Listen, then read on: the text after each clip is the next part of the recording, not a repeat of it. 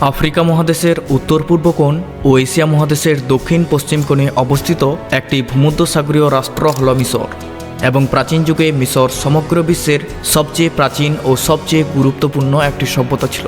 এছাড়াও মিশরের পিরামিডের রহস্য, নীলনদ এবং আরও বহু অজানা রহস্যময় তথ্য রয়েছে দেশটিতে, যা এই রহস্যময় তথ্যগুলি শুনলে মিশর দেশ সম্পর্কে আরও কৌতূহল জেগে উঠবে।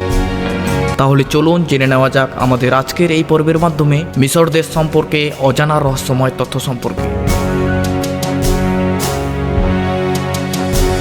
মিশর একটি প্রাচীন, আশ্চর্যজনক, আকর্ষণীয় ইতিহাসের দেশ। মিশরের সরকারি নাম হল মিশর আরব প্রজাতন্ত্র, যা আফ্রিকা এবং এশিয়া উভয় অঞ্চলে বিস্তৃত।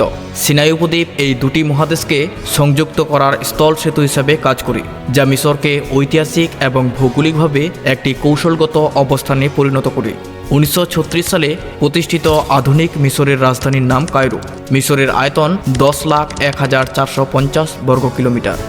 সে সঙ্গে প্রায় 100 মিলিয়নেরও বেশি লোকের জনসংখ্যা সহ মিশর আফ্রিকার সবচেয়ে জনবহুল দেশ।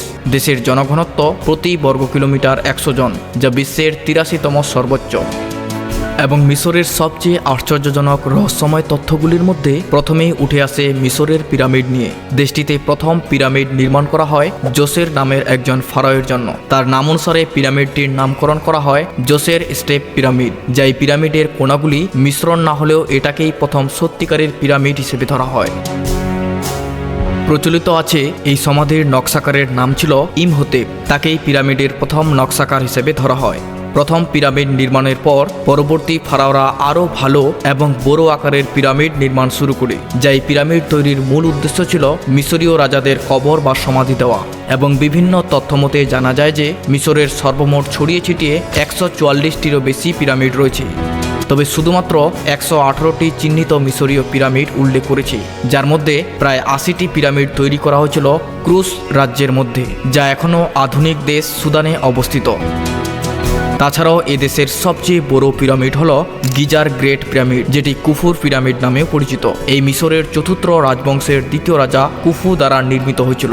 অত্যাধুনিক র্যাম্প, পুলি এবং লিভার ব্যবহার করে এই পিরামিড তৈরি করতে প্রায় 1 লাখ জন কর্মী লেগেছিল এবং এটি মূলত 481 ফুট উঁচুতে দাঁড়িয়ে আছে, যার প্রতিটি পাশ 755 ফুট লম্বা, যা এটিতে 200 মিলিয়নেরও বেশি পাথরের খণ্ড রয়েছে বলে অনুমান করা হয়। প্রাচীন যুগে মিশরীয়রা নীলনদকে দেবতা হিসেবে দেখত। নীলনদ দৈনন্দিন জীবন ও সংস্কৃতির জন্য এত গুরুত্বপূর্ণ ছিল যে প্রাচীন মিশরীয়রা বিশ্বাস করত এটি একটি দেবতা। আজও এর তীরে বসবাসকারীরা অনেক লোক প্রতিদিন সকালে এটির কাছে প্রার্থনা করে এর সমস্ত উপহারের জন্য ধন্যবাদ জানায়। মজাদার বিষয় হলো প্রাচীন যুগে মিশরের পুরুষ এবং মহিলা উভয়ই মেকআপ পরতেন, যা জাদুকরী নিরাময়ের বৈশিষ্ট্য রয়েছে বলে বিশ্বাস করা হতো।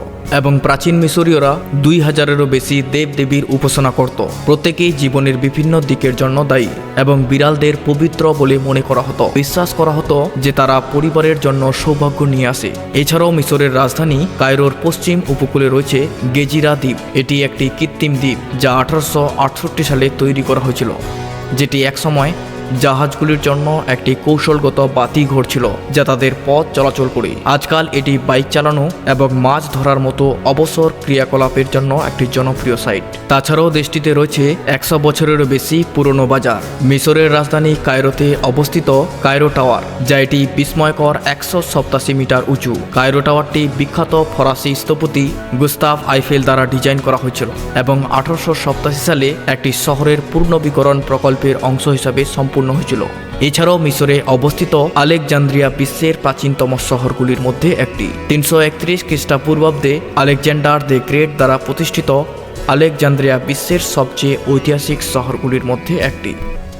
এই ছিল মিশর দেশ সম্পর্কে বেশ কয়েকটি মজাদার, আকর্ষণীয় তথ্য। এ ধরনের অজানা রহস্যময় তথ্য জানতে চাইলে আমাদের চ্যানেলটিকে সাবস্ক্রাইব করে রাখুন। দেখা হচ্ছে পরের কোনো পর্বে।